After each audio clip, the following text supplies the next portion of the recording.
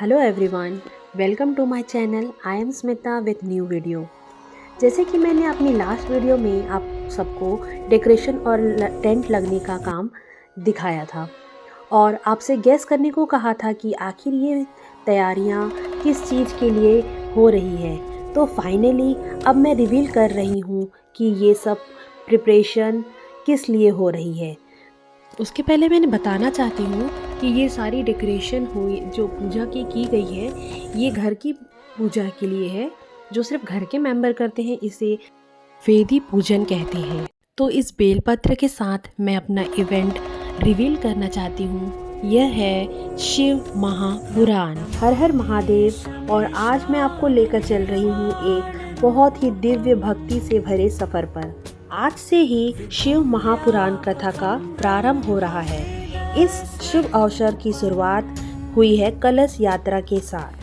Family की ladies बड़े ही श्रद्धा और उत्साह के साथ कलश यात्रा में पार्टिसिपेट किए। सनातन परंपरा में महिलाओं का योगदान और उनका महत्व बहुत विशेष है। माना गया है कलश यात्रा सिर्फ एक परंपरा नहीं बल्कि शक्ति, श्रद्धा और मंगल का प्रतीक है। कलश यात्रा में लगभग 51 लेडीज ने कलश लिया था। इस तरह कलश यात्रा पूर्ण कर हम घर लौटे और कलश का वेलकम फायर क्रैकर फटाकों के साथ हुआ। कलश में देवी देवताओं का भी कलश था जिसे हम घर के अंदर स्वागत कर रहे हैं। सब अपने अपने सर पर लिए हुए हैं। कलश के बाद पंडित जी ने भगवान शिव और उनके परिवार को कथा के स्थान पे स्थापना कराई और शिव महापुराण का महत्व बताए। आप देख सकते हैं स्टेज कितना सुंदर सजा हुआ है शिव महापुराण का।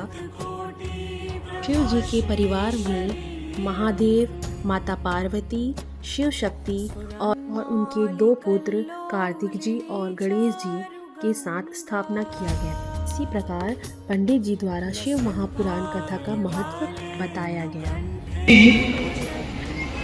जहाँ महा लग जाता है उसको बहुत बड़ा माना जाता है। जैसे महादेव, देवों में देव सबसे बड़े महादेव, देवियों में महामाया कहते हैं, महाकाली कहते हैं, महासरस्वती कहते हैं। वैसे ही बलवानों में अनंत बलवंत क्या कहते हैं? महावीर कहते हैं। किनको?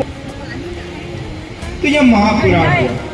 सब 7 दिन का रखा गया, इसलिए सप्तदिवसीय कहा गया। आज 4 तारीख से प्रारंभ हुआ और 10 तारीख तक आप सबको मेरे से वैसे न बुद्धि है और न ज्ञान है, तो जैसा बन पाएगा आप सबको परोसा जाएगा। आप उन सबको स्वीकार करिएगा और 10 तारीख को हवन करते हुए इस यज्ञ को पूर्ण किया।